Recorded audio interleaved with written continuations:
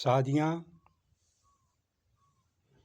जाति के आधार पर नहीं, शादियाँ संस्कार और संस्कृति के आधार पर, योग्यता के आधार पर,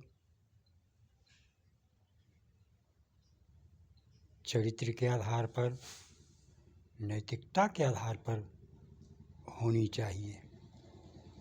ऐसी ही हुआ करती थी शादियाँ, पर धीरे धीरे लोग बहते बहते ऐसा बह गए कि जाति के बंधनों में बंध गए। अब जाति अपनी कुछ भी हो, पर यदि जाति के आधार पर योग्यता नहीं है, संस्कार नहीं है, संस्कृति से प्यार नहीं है, तो वह जाति किस काम की। और ऐसे में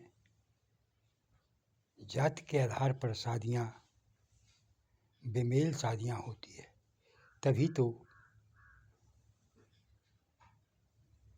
बच्चे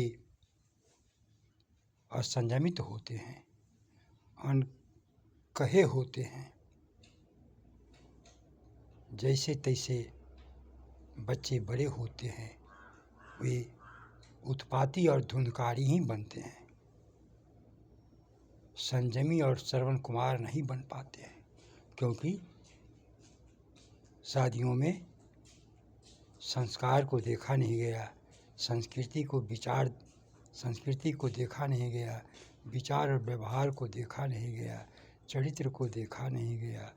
तो ऐसी दशा में उन शादियों का क्या महत्व। आज लोग अपने अपने अहंकार में कोई कुछ बोल रहा है, कोई कुछ बोल रहा है, कोई कुछ कह रहा है, कोई कुछ सुन रहा है, कोई कुछ कर रहा है, लेकिन समाज में सुधार और परिवर्तन नाम की चीज़ नहीं आ रही है। क्योंकि सभी अपने मन के लायक कहना सुनना चाहते हैं।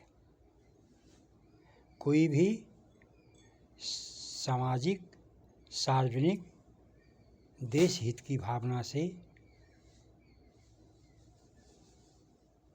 नैतिकता और चरित्र को ध्यान में रखकर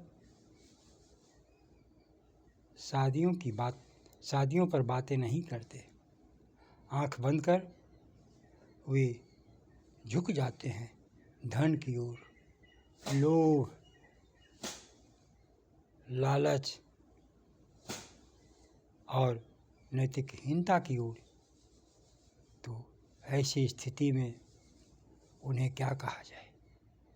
आज ज़रूरत है समाज में शादियाँ हो तो संस्कार देखा जाए, संस्कृति देखा जाए, उसका चरित्र देखा जाए, उसका व्यवहार देखा जाए, उसका विचार देखा जाए, तभी शादियाँ हो तो समाज में खुशियाँ वर्तमान में तो आएगी ही, भविष्य में भी खुशियाँ ही खुशियाँ चारों दिशा में छा जाएगी।